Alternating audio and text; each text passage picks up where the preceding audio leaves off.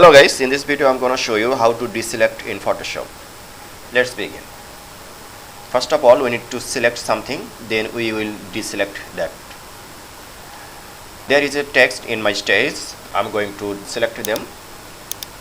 In this case, I am selecting the magic wand tool and clicking on the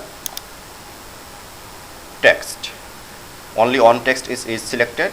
If we go to select menu and click similar, so all the text is selected now. Now we need to deselect this selection. There is multiple ways to deselect. I will show all of them. If you click the rectangular marquee tool, after selecting the rectangular marquee tool, simply click on the stage and the text is deselected.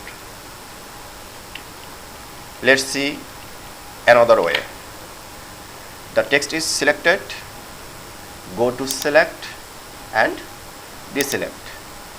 The text is deselected. Let's see the third way. The text is selected now. Press Ctrl+D from keyboard and this is deselected. This is how we can deselect any selection in various ways. If you find this video helpful, please subscribe my channel. Thank you very much.